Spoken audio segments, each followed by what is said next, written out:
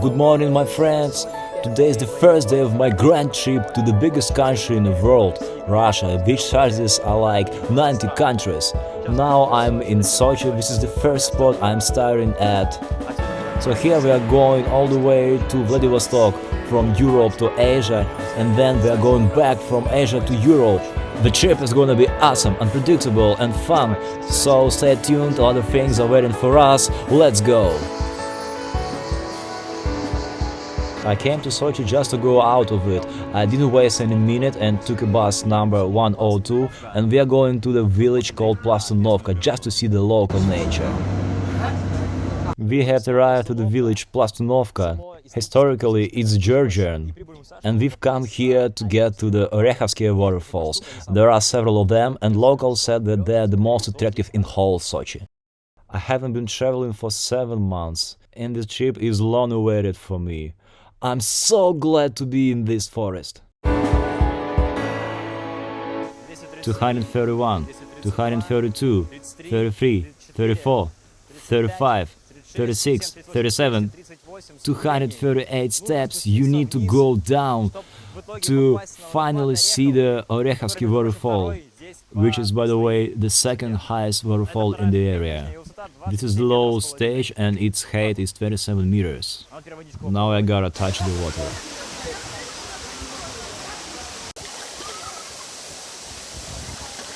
We are on the river Sochi. In Sochi the main river is Sochi, and the waterfall falls from the Bezumenka river. And a lot of people are swimming here because of this place is damn cool to cool yourself, because it's 30 degrees outside and it's really warm, it's really hot, and what a bliss it is. Of course, we can't limit ourselves to only one waterfall, and now I came to the ethno park called Ajak to see how it looks like. Cool that trails are in great condition and you can easily walk here with your kids. So come here with your family, and now I'm going forward to another great places, different places. Oh, and by the way, here are a lot of lizards, a bunch. Every second I literally hear how they're climbing around the rocks, the stones.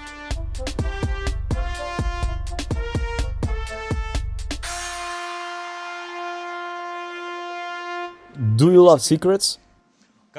A local guy told me a secret, that in this river people used to mine gold in the last century.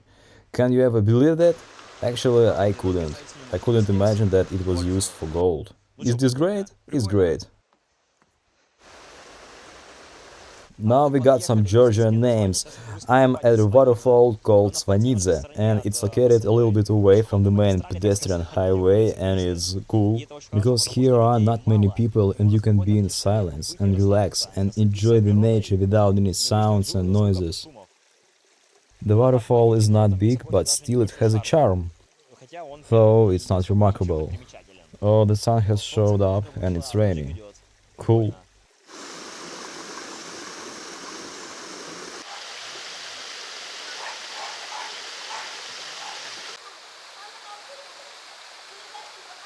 After having a rest at the waterfall, I continue my path through the thick and green forest. It's not for nothing that they say the green color calms you down. On my way I found another waterfall, which sizes don't allow me to tell you more about this. It's not worth it. But what I saw next, I will show and tell you more with pleasure. This hiking is pretty good. It's funny. Now I am closing to a new beauty called the Ajacski waterfall. I'm worn out. I think I will be completely naked really soon. And that bird is chasing me. Cool, beautiful. Now it's 6 p.m. and nobody is here. So guys, you know the time to be alone here. But I'm not afraid of being with people. What a bliss! A blissy bliss. Great. And by the way, it's considered as one of the most beautiful places in whole Sochi. Guys, this is my first night in a tent after a long time. I haven't been sleeping in a tent for 8 months. And I'm afraid a little bit, I don't know why. So I set my tent in the darkness, nothing is seen, so I will show you tomorrow morning. And I hope that the sound of the river will calm me down. I want to sleep very much, so till tomorrow, have a good night.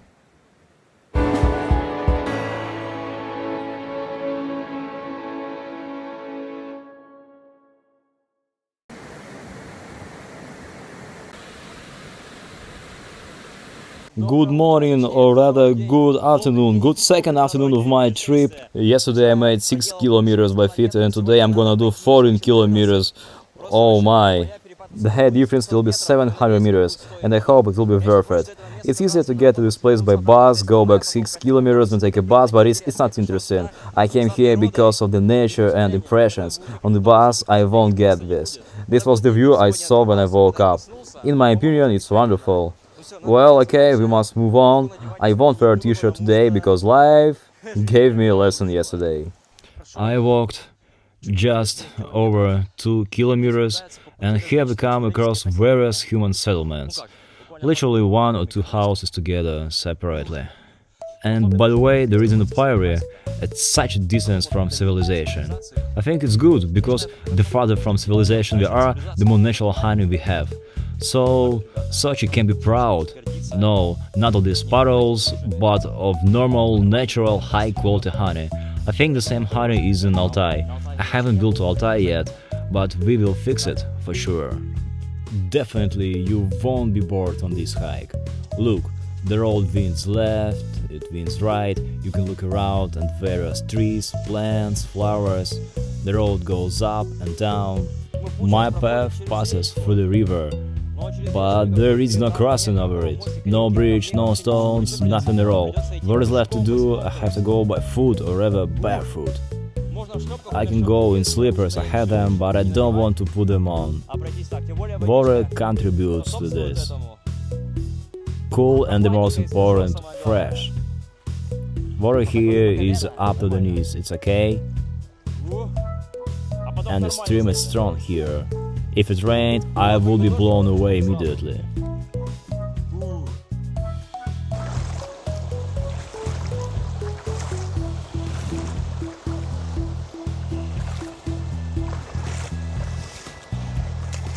Ну чё, done?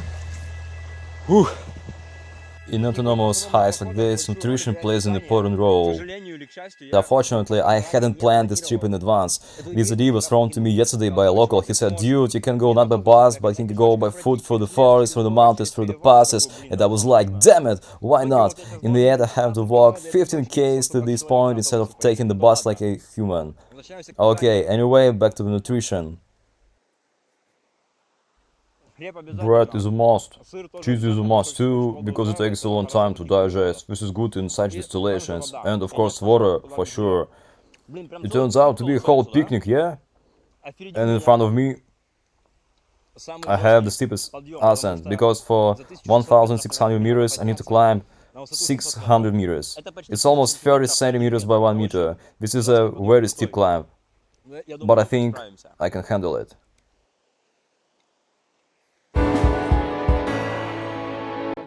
I climbed more than 900 meters and made a strategic decision to go back down, because going further is no longer realistic.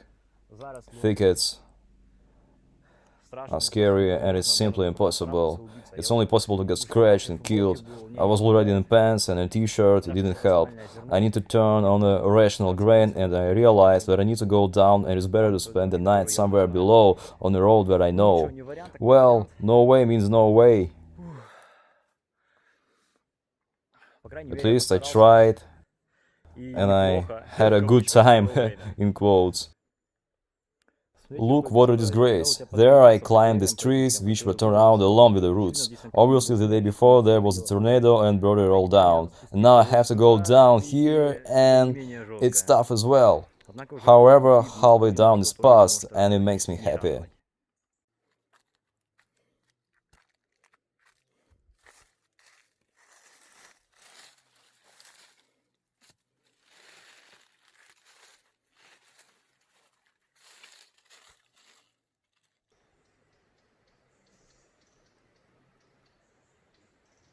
I managed to get down before sunset, calmly set up a tent and began to rest in it. Here came the evening, it's already 9:30, the sun has gone down long ago, I need to sleep. I didn't get to the point, well, it's okay, the main thing is the process, not the result. Although sometimes the result is important too, but it's okay. I was sweating so much that all parts of my body are wet, or rather the clothes on these parts. My pants are all wet. Oh my. I will wash my clothes tomorrow. Good night. I woke up early at dawn at 6 a.m. I quickly packed all my stuff, then I had breakfast, and then I set off on my way back to the bus stop I arrived at the day before yesterday, before setting off on this large autonomous hike. After arriving in Sochi, I got over to the railway station, then I took a suburban train. By the way, the railway runs along the Black Sea. Isn't that cool, huh? I would like to note that the coolest electric trains in the Kuban run exactly on the Black Sea coast. By the way, the speed here reached 65 km per hour, which is a lot for this segment of the route. After Adler station, the railroad tracks separate. The main highway goes further, to Abkhazia, but I need to go to the airport and my line goes to the left. This line is relatively new, like its sister, which leads to Krasnaya Polyana. They were built for the Winter Olympics, which took place in Sochi in February 2014. The line is small, very short, and I filmed the entire way from Adler to the airport, so now I invite you to look at it with my eyes, as I saw it, sitting and looking out the window. Мы прибываем на станцию Аэропорт Сочи. We are arriving at Airport Sochi. From the railway station in Adler to the railway terminal at the airport, the distance is a little less than 3 kilometers, my friends, and this path we cover in 8 minutes. The train window offers gorgeous views of the Miretinskaya Valley, as well as very beautiful houses. So, another tunnel. So what? That's it. We are already in the terminal right at the airport. Today is the third day of the trip. I arrived at Sochi airport, which is actually not in Sochi but in Adler. I got there by Swallow. This is the most modern train we have in the Kuban. Very stuffy. A trip from Adler to the airport costs 73 cents for 3 kilometers. This is the most expensive journey, more expensive than in Moscow. Let's hit the road. Now I have a 9-hour flight from Sochi to Vladivostok. I have already prepared myself for a hard jet lag. I hope it goes smoothly. Forward to the boarding.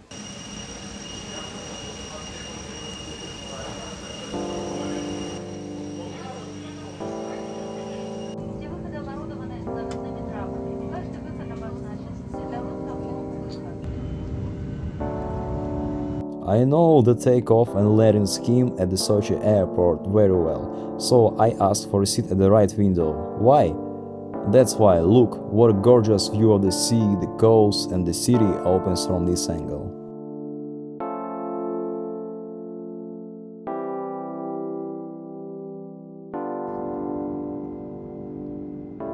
I'm definitely lucky with the weather now. In the Krasnodar region it's officially plus 30 degrees, but who knows what will happen in Vladivostok.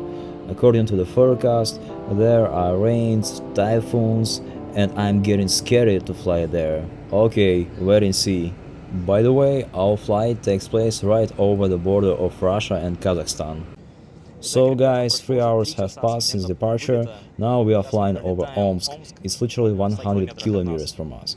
Russia airline pleases, service is good, they fed me very well, I am satisfied. But do you know what's bad? The bad is that the onboard entertainment system works through the stump deck. It's a Russian proverb and it means that it almost doesn't work. During all this time I watched only 37 minutes of the movie and I realized that it was a bad decision and eventually I passed out to sleep. The fourth day of the trip, or it's still the third evening, because the third day is not over. In fact, it's now 30 minutes before midnight, according to the old time, and it's already 6:30 according to the new time. Of course, I didn't get enough sleep. Our Boeing 747 flies up to Vladivostok. There are only 300 k's left. The airline fed again heartily. I'm full. Our plane is very huge. It can accommodate over 500 people. It's very large. 2 floors, 10 people sit in a row. We flew such important rivers as the Volga. I personally saw it, as well as the Amur. I'll want to sleep today. See you. The moment of excitement has arrived. What is behind the clouds? Oh, by the way, mobile network is finally on. Now I can call my mom because she was worried. After all, this is the longest flight in my entire life. 7,860 kilometers behind. Land! I can't even believe that I am in the Primorsky Krai. Vladivostok, welcome me. Everything is different. The grass is green, but the shade is different. Officially, it's now the 4th day. I can't get enough of this. City of military glory, Vladivostok, wait for me, I am coming. Firstly, I will only go to the highway. In the Primorsky Krai there is a new law. You must wear a mask because you can get infected with the coronavirus. People without mask are fined 3,000 rubles, which is $40. I don't want to receive a fine because I have only 9,000 rubles. Forward to the city.